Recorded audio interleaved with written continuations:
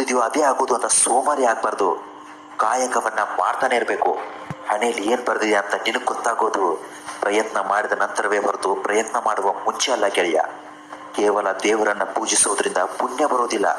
ಉತ್ತಮವಾದ ಬುದ್ಧಿ, ಯೋಚನೆ, ಕೆಲಸ, ಉತ್ತಮವಾದ ಮಾತು, ವರ್ತನೆ, ಕರುಣೆ ಅಷ್ಟೇ ಅಲ್ಲ, ಅಹಿಂಸೆಯಿಂದ ನಿನಗೆ ಪುಣ್ಯ ಸಿಗುತ್ತೆ. ಮುಂಬರುವ ಜನ್ಮಕ್ಕೆ ಈ ಜನ್ಮವೇ ಬುನಾದಿಯಾಗುವುದಂತೂ ಸತ್ಯ.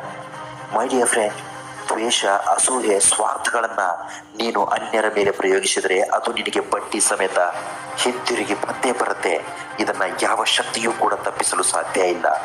ಜೀವನದಲ್ಲಿ ಯಾರನ್ನು ಅತಿಯಾಗಿ ಪ್ರೀತಿಸಬೇಡ, ಯಾಕಂದ್ರೆ ನಾಳೆ ಅವರು ನಿನ್ನ ಶತ್ರುವೂ ಆಗಬಲ್ಲರು.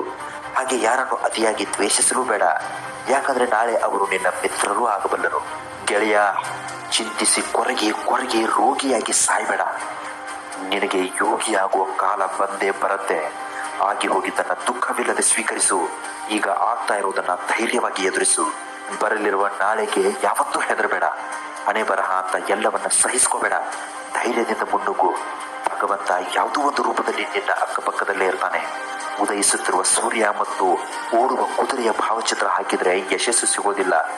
ಯಶಸ್ಸು ಸಿಗಬೇಕು ಅಂದ್ರೆ ಸೂರ್ಯನಿಗಿಂತ ಮೊದಲೇ ಎದ್ದು ಕುದುರೆ ತರ ಓಡಬೇಕು. ಆದ್ರೆ ದುಡಿತಾ ಇರಬೇಕು, ಕಷ್ಟ ಪಡ್ತಾ ಇರಬೇಕು, ಬೆವರು ಹರಿಸ್ತಾ ಇರಬೇಕು. ಒಂದ್ ಮಾತು ಮಾತ್ರ ಚೆನ್ನಾಗಿ ನೆನಪಲ್ಲಿಟ್ಕೋ, ಸುಖದಲ್ಲಿ ಎಲ್ಲರೂ ಸಿಗ್ತಾರೆ, ಆದ್ರೆ ನಿನ್ನ ದುಃಖದಲ್ಲಿ ನಿನಗೆ ಕೇವಲ ಭಗವಂತ ಮಾತ್ರ ಸಿಗ್ತಾನೆ ಅನ್ನೋದು ನಿನ್ನ ನೆನಪಲ್ಲಿರಲಿ. ನಾಳೆಯ ಚಿಂತೆ ಬಿಡು. ಇಂದಿನವರೆಗೂ ಜೊತೆಯಾಗಿ ಮುನ್ನಡೆಸ್ತಾ ಇರುವ ಭಗವಂತ ನಾಳೆಯೂ ಜೊತೆಯಲ್ಲಿರ್ತಾನೆ.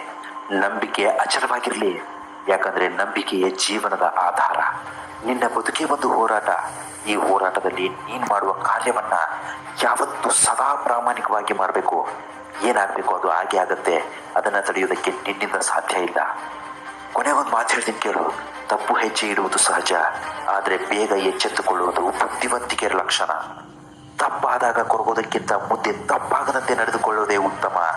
ಇಂತಹ ಮತ್ತಷ್ಟು ಮೋಟಿವೇಶನಲ್ ವಿಡಿಯೋಗಳಿಗೋಸ್ಕರ ನಮ್ಮ ಚಾನಲ್ ನೀವು ದಯವಿಟ್ಟು ಸಬ್ಸ್ಕ್ರೈಬ್ ಮಾಡ್ಕೊಳ್ಳೋದನ್ನ ಮಾತ್ರ ಮರಿಬೇಡಿ. ಮುಂದಿನ ವಿಡಿಯೋದೊಂದಿಗೆ ಮತ್ತೆ ಭೇಟಿ ಆಗ್ತೀನಿ. ನಮಸ್ಕಾರ, ಎಲ್ರಿಗೂ ಒಳ್ಳೆಯದ.